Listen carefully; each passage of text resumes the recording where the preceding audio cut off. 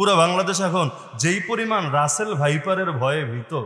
Russell viper মানে কি এই এলাকার কোনো ছেলের নাম না, একটা সাপ দেখতে অজগরের মতো আর কি, কিন্তু পুরো বাংলাদেশ টেনশনে। এখন নাম চেঞ্জ করে দিলে টেনশনে তো পড়বেই আর কি। এখন 2 দিন আগে নাম ছিল চন্দ্রবোরা।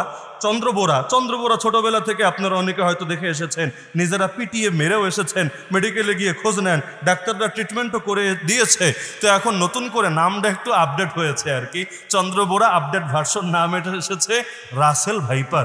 বাঙালি চিন্তায় পড়ে গেছে, আর এই ভাইপার ভাইপো এটা আবার কি চিজ হয়? এটা কি বিদেশ থেকে আসলো? মেড ইন চায়না না মেড ইন জাপান না মেড ইন ইন্ডিয়া?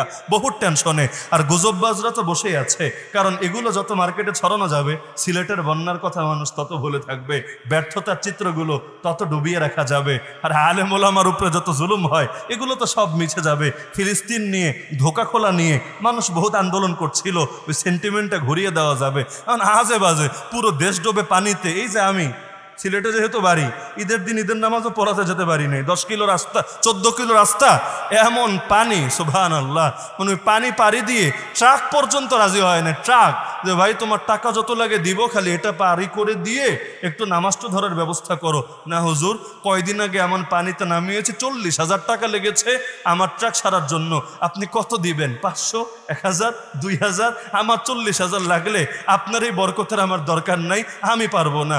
ঈদের নামাজই শেষ, এরপর তো পুরো সিলেট ভাসলো আর ভাসলো। তা আমরা থেকে টেনশনে, আর মানুষ থাকে রাসেল ভাইপার নিয়ে। তো যেই পরিমাণ টেনশন থাকে গুজব ছড়ানো রাসেল ভাইপার নিয়ে, এর 10 ভাগের 1 ভাগ ভয় যদি থাকতো হিন্দুত্ববাদের আগ্রাসন নিয়ে, নাস্তিক্যবাদের আগ্রাসন নিয়ে, কাফের মুশরিকদের ষড়যন্ত্র নিয়ে, আল্লাহর আযাব আর গজবের ভয় নিয়ে, আজকে হয়তো বাংলাদেশের চিত্রটা আরেকটু ভিন্ন হতো।